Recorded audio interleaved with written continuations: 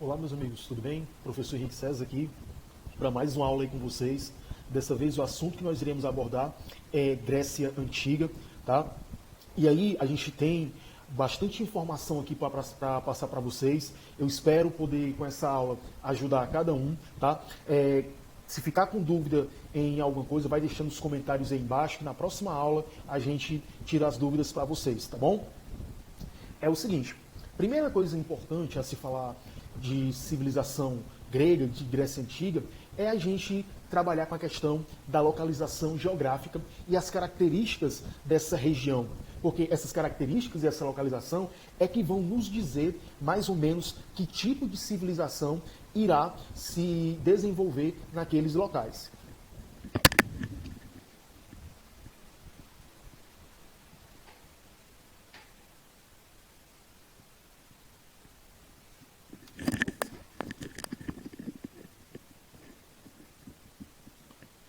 Porque é a localização e as características geográficas dessas regiões que vão nos dizer muito, vão nos dar pistas de como é que essa civilização se organizou nesses determinados lugares. No caso aqui da Grécia Antiga, né, se você pegar um mapa mundi, por exemplo, você vai ver que é uma região, um território formado de modo geral por relevos e penínsulas, né, partes de continente rodeados por águas, tá, por ilhas também. É um território bastante montanhoso, né, entremeado, cheio de pequenas ilhas e planícies férteis, umas perto das outras. Tá? Se a gente pegar aqui a localização mais exata, vai ficar ao sul da Europa. Na antiguidade, essas montanhas elas eram recobertas por florestas e o litoral muito recortado. Isso vai favorecer a grande quantidade de portos naturais nessa região. Por outro lado, esse relevo cheio de montanhas, acidentados, eles vão fazer com que o terreno, né, ele não seja tão propício para a agricultura e que outras atividades é que vão ser desenvolvidas nessa região, ok? Aqui mais ou menos um mapa, tá, da localização, aqui você vê a quantidade de ilhas espalhadas aqui no território que vai ficar entre o Mar Jônio e o Mar Egeu e que irá formar aí a Grécia Antiga. Galera, rapidamente aqui, para a gente falar de história grega, a gente tem que falar dos períodos de formação dessa história grega, tá? E que ele está dividido aqui em 5 períodos, tá? O primeiro período seria o chamado período pré-homérico, onde você vai ter a formação da chamada civilização creto-micênica, tá? Mais ou menos aí entre o século 20 e o século 12 antes de Cristo, tá? É um período ainda muito incipiente, né, que está acontecendo a formação ainda dessa chamada Grécia Antiga. Povos como aqueus, eólios, jônios, muito depois dóricos, é que estão chegando ainda nessa região para formar o que mais tarde seria a Grécia Antiga. No período homérico, né, que vai aí mais ou menos do ano 1100 até o ano 800 a.C., você vai ter aí um período marcado pelos poemas de Homero, né? Principalmente os poemas da Ilíada, os poemas de Odisseia, que narram aí aventuras, histórias heróicas, tá? Nesse momento, as fontes históricas às quais os historiadores têm acesso é muito mais os poemas narrativos, vasos, onde você pode localizar, por exemplo, pinturas, cenas de guerra, de batalha. É nesse período homérico onde vai acontecer, por exemplo, a famosa Guerra de Troia, que a gente vai falar daqui a pouco. No período arcaico, aí do finalzinho do século 7 e até o ano 500, você vai ter aí a caracterização da formação da chamada polis grega. As chamadas cidades-estados gregas estão se formando nesse momento. As principais, a gente vai estudar aqui, Atenas e Esparta. No período clássico, entre o século 5 e o século 4 a.C., você vai ter aí um período na qual as cidades gregas vão atingir o seu maior período de esplendor, né? Consolidando o modelo de cidade-estado. E já aí no século IV, no finalzinho do século II, você tem a decadência da polis grega, muito em função das guerras gregas, né? Primeiro as guerras médicas contra os persas, depois as guerras civis envolvendo atenienses, espartanos, que irão levar à decadência dessas cidades-estados. As famosas guerras do Peloponeso irão enfraquecer, facilitando o domínio macedônico das antigas cidades-estados gregas. Pois muito bem, a civilização creto-micênica, formada aí no período pré-homérico, ela é de uma origem um tanto quanto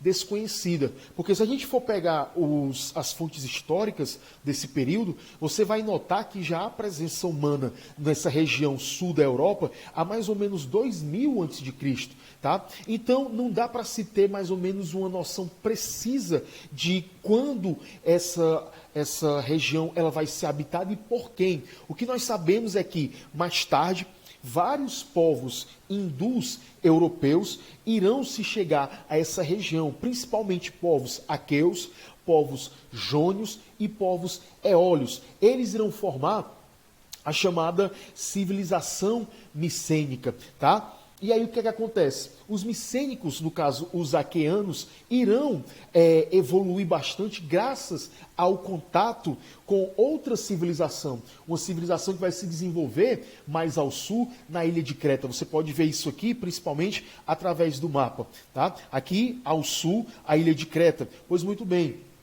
esses micênicos, liderados principalmente pelos aqueanos, irão manter um rico contato com a civilização cretense. A civilização cretense é muito conhecida de vocês pela questão de ter se desenvolvido ali a chamada civilização minoica, do rei Minos, a lenda do Minotauro. Com certeza você já deve ter escutado em algum momento da sua vida. Essa civilização cretense vai desenvolver cidades riquíssimas, formando aí uma elite comercial. O que nos chama a atenção na civilização cretense é o papel que a mulher cretense ela desempenha nessa sociedade, um papel que dá a ela determinados privilégios, né, em relação à religião, por exemplo, de tendência matriarcal, ou seja, a matriarca, a mulher, ela tem um papel de destaque nessa religião. Por volta do século XIV antes de Cristo, os aqueanos, fortalecidos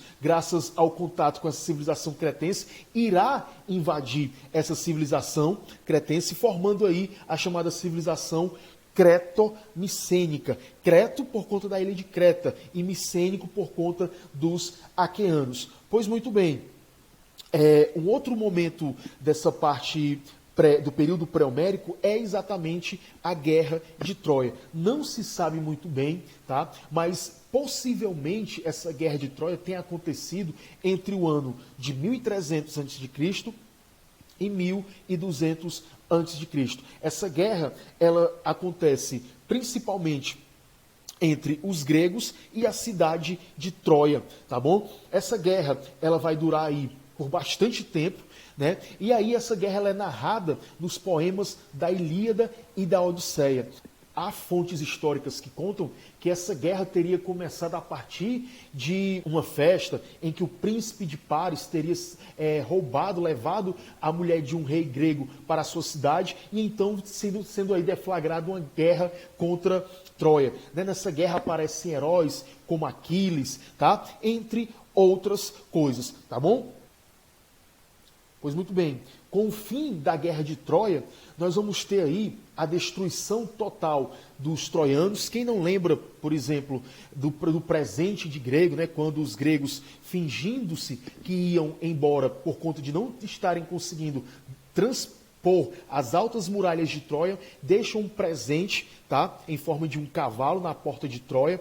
E aí, quando à noite os troianos ingênuos recebem esse presente para si, os guerreiros gregos que estavam dentro desse cavalo invadem Troia e matam os seus habitantes. Pois muito bem, derrotados os troianos, os dórios vão começar a chegar a essa região que vai formar a Grécia Antiga. Os povos dórios, galera, eram povos nômades, povos guerreiros, tá? Essa tradição guerreira, ela é muito importante porque ela irá fazer parte da tradição dos espartanos. Os espartanos são descendentes dos dórios, tá? Eles já conheciam o ferro, tá? E eles vão destruir todas as cidades ao centro e ao norte, vão se localizar ali naquela região.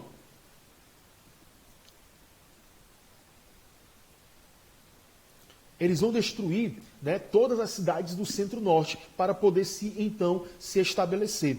Com essa invasão, essa chegada dos dórios à região, vai acontecer o que nós chamamos aí de primeira diáspora grega, principalmente para a região da Ásia Menor, onde serão fundadas várias colônias, as mais principais, Mileto e Éfeso. Nesse momento, nós temos aqui o fim do período pré-homérico. Aqui no mapa, você tem aí, né, quando acontece as diásporas, as correntes migratórias aqui, né, de povos jônios, eólios, depois dóricos, povos aqueus, e como eles vão fundando essa região aí que irá formar a Grécia Antiga.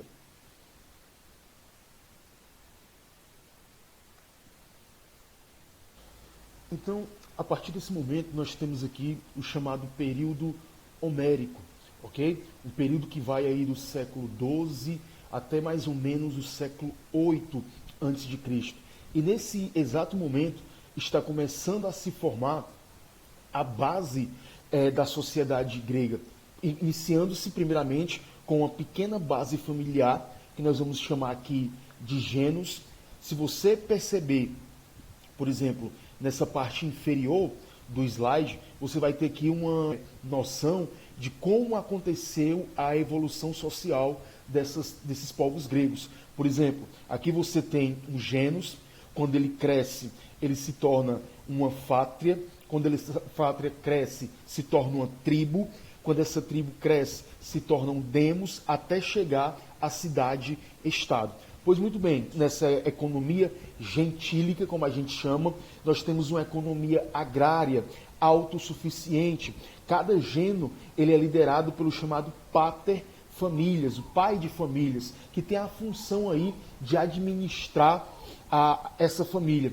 Com o aumento dessa população dos gêneros, nós vamos ter um declínio desse sistema. Ora, não havia terra para todos, já que o solo grego, como a gente falou lá no início, por ser montanhoso, ele não é tão fértil. Então é necessário buscar terras em outros lugares. Passa a acontecer então, nesse momento, conforme vai crescendo e se desenvolvendo os gêneros, uma espécie de divisão social. Surge nesse momento o que nós chamamos aqui de propriedade privada da terra.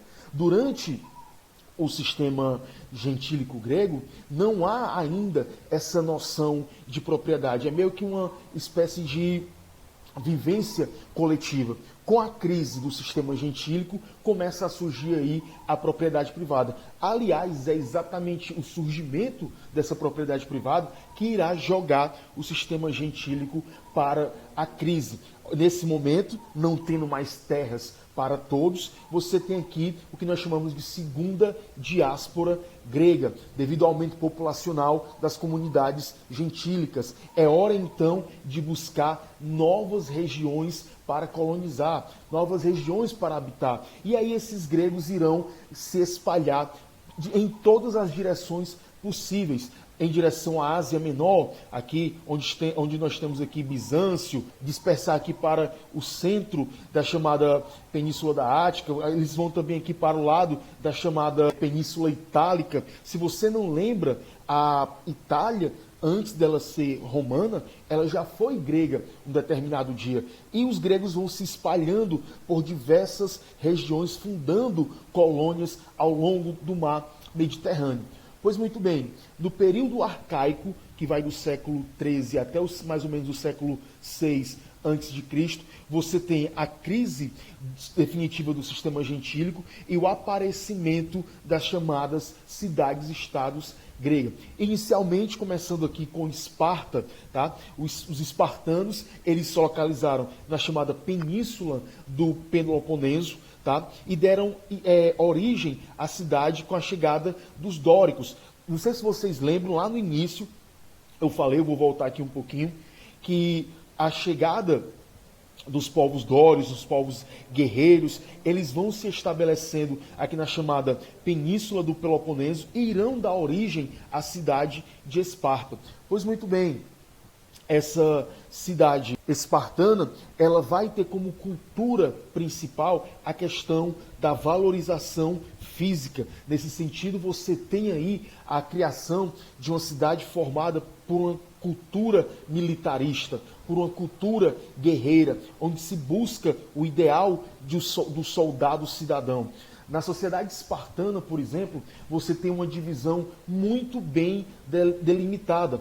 Por exemplo, aqui nessa pirâmide social espartana, no topo da pirâmide você tem os espartanos ou esparciatas, que na maioria das vezes são descendentes diretos dos povos jórios que chegaram e habitaram aquela região. Eles formam uma espécie de aristocracia guerreira, são aí os soldados cidadãos, como a gente chama.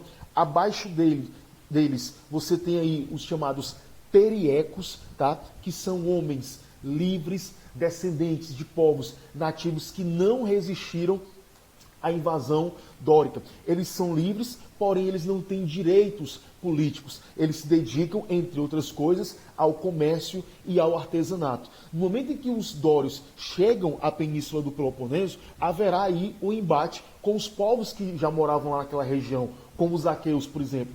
Alguns povos que vão fugir, buscando outros espaços para habitar, e outros povos que vão ficar. Os que não vão demonstrar resistência serão absorvidos por essa cultura espartana, dando-lhe a condição de eles se dedicarem ao comércio e ao artesanato, mas não dando a ele o direito político. Lembrando, o direito político de participar das decisões do Estado espartano estão delimitados à espécie da aristocracia guerreira, os espartanos ou esparciatas. Na última camada dessa sociedade, você tem aí os chamados ilotas. A esmagadora maioria desses ilotas é composta por escravos, descendentes dos nativos que tentaram resistir à invasão dos dórios. Não precisa dizer que esses escravos, na maioria das vezes, trabalham no serviço mais pesados, não têm direito político, tá? São considerados aí como pessoas de segunda classe, ok? A parte política dos espartanos, ela funciona da seguinte maneira. Você tem aí uma diarquia, ou seja, o governo é formado por 2 reis, tá? Esses reis formado por 2 reis, e cada um desses reis tem uma função específica. Um deles cuida da questão religiosa, tá? Outro cuida da questão militar e judiciária. Quando acontece a gerúsia, como a gente chama aqui, acontece a assembleia dos anciãos. Geralmente esses anciãos saem da parte lá de cima da camada social dos espartanos, os esparciatas, e eles ficarão encarregados da elaboração das leis que vão dar conta de organizar essa cidade espartana. Durante a Assembleia dos Cidadãos, que nós chamamos aqui de Apela, eles elegem os membros que irão fazer parte da gerúsia para ratificar as suas decisões, ok? Partindo aqui para a segunda cidade-estado grega, nós temos aqui os atenienses. Os atenienses, descendentes direto dos jônios, tá? Esses jônios são aquelas pessoas que escaparam das invasões dóricas por meio da fuga.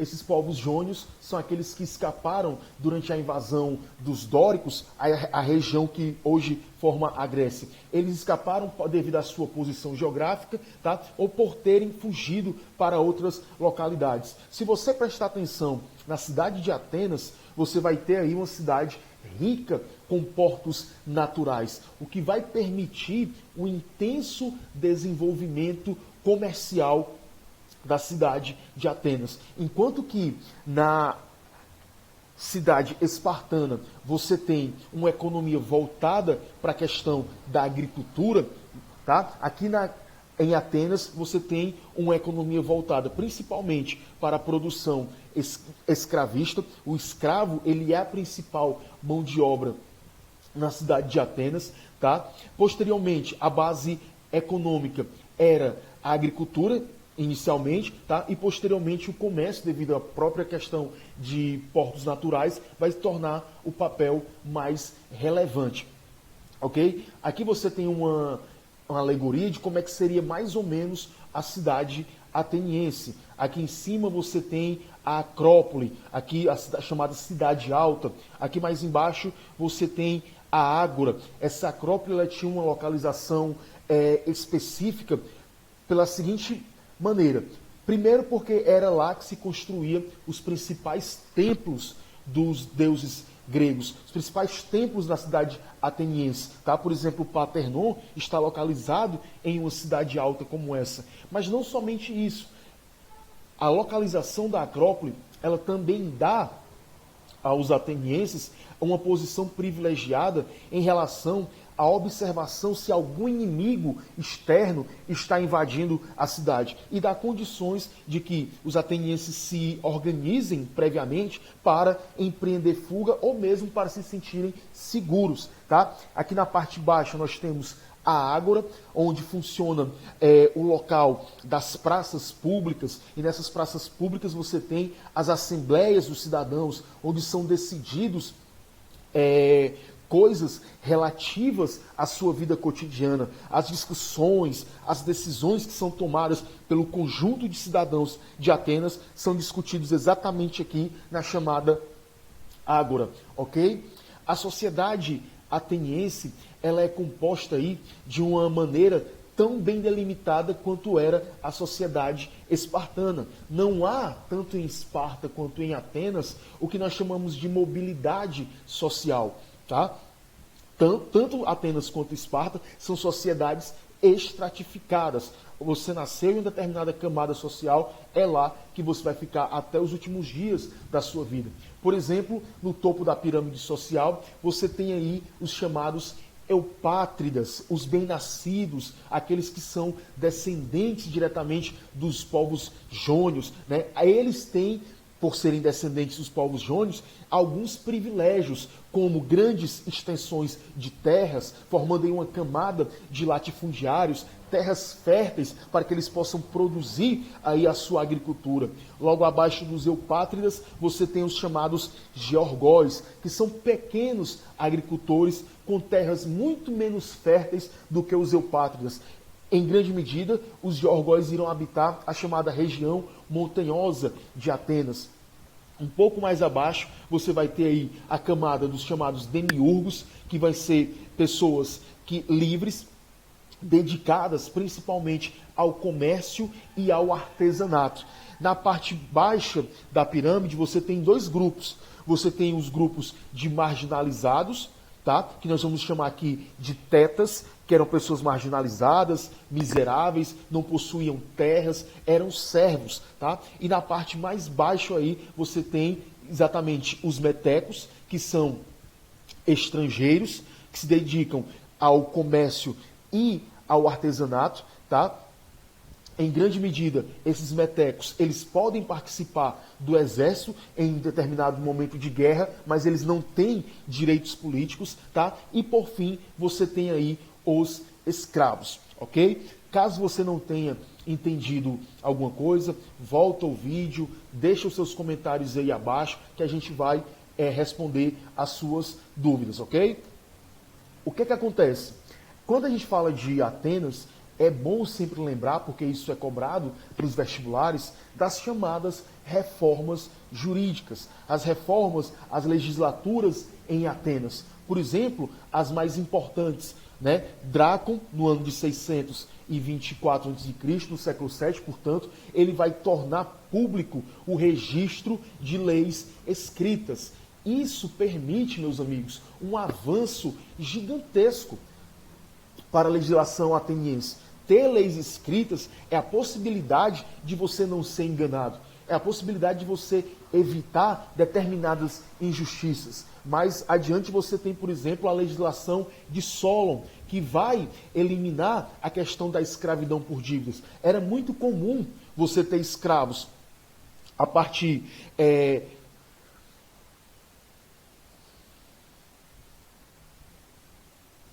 das guerras, mas você tem escravos também, em uma grande maioria, por dívidas. Ora, o cidadão não tendo condições de pagar os seus tributos, tornava-se um escravo. Quando Solon edita a sua lei, a escravidão por dívidas ela é abolida. cria-se aí a chamada bulé, onde você tem representantes de todas as partes da polis participando da Assembleia dos Cidadãos, né? Essa Assembleia, ela é concretizada através da Eclésia, que nada mais é do que a Assembleia Popular que aprovava as leis na chamada bulé. Você tem aí também a criação dos chamados tribunais de justiça, tá? O que acontece? Embora essas leis fossem criadas, né, promovendo aí leis escritas, promovendo uma maior participação, nos momentos de crise dessas cidades, principalmente no século VI e V, que vai iniciar-se aí várias guerras contra, por exemplo, os persas, guerras internas, durante esses momentos de instabilidade política, você vai ter aí a instituição, por exemplo, de governos tirânicos, como é o caso de Pisistrato, tá? Esses governos tirânicos, eles governam baseados em uma espécie de autoritarismo, tá? E por fim você tem aí a legislação de Clístenes, que vai instituir o que nós chamamos de democracia. É bom que você entenda aqui que a democracia grega, ela tem algumas características. Por exemplo, para ser considerado cidadão em Atenas, você precisa ser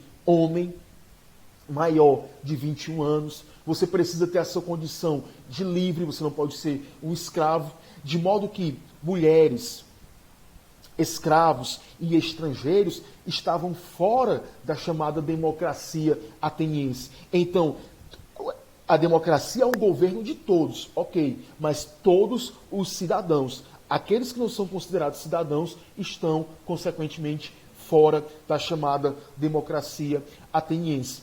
Quando algum cidadão cometia um crime, se comportava de uma maneira a desrespeitar as leis da chamada polis grega, da cidade-estado, essa pessoa ela era condenada ao que nós chamamos aqui de ostracismo. Ela era obrigada a ou se retirar da cidade por 10 anos, ou ela ficava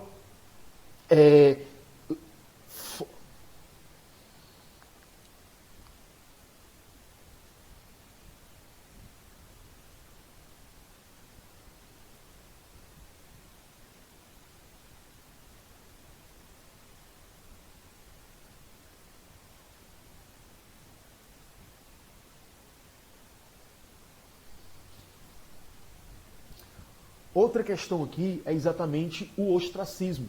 Quando algum cidadão se comportava de uma maneira que não era condizente com as leis daquela polis, quando ele representava uma ameaça à democracia, o nome dele era submetido a uma votação. Era escrito em pequenas pedras, como você está vendo aqui, e quando era votado, se ele fosse considerado culpado, a pena para essa pessoa era cair no ostracismo, ou seja, ele deveria se afastar por 10 anos das atividades públicas da cidade, tá? Ele perdia os seus direitos políticos e somente depois de 10 anos é que ele retornava e poderia participar novamente das atividades políticas. Então, hoje, essa expressão cair no ostracismo surge aí da Grécia Antiga, tá bom? No período clássico, você vai ter aí o apogeu das cidades-estados gregas, porque é nesse momento que vai acontecer o enfrentamento e a vitória grega sobre os persas nas chamadas guerras médicas, que a gente vai já falar para vocês, tá? E acontece também no período clássico a decadência, devido a uma série de guerras, tanto as guerras médicas quanto a guerra do Peloponeso, uma espécie de guerra civil dos gregos. Isso vai enfraquecer as cidades-estados gregas, tornando elas aí uma presa fácil para a Macedônia de Alexandre o Grande, ok? As guerras médicas nada mais é do que conflitos envolvendo gregos e persas pelo domínio da região aí do Mar Egeu. Os medos, os habitantes da Média, como era conhecido os persas, começarão, principalmente através de Ciro, através de Xerxes principalmente, a expandir o seu território, buscando aí conquistar as chamadas cidades gregas, tá? A gente volta na próxima aula explicando melhor essas guerras médicas, como elas aconteceram, as motivações, tá? E o desfecho dessas guerras para as cidades-estados gregas. Até lá!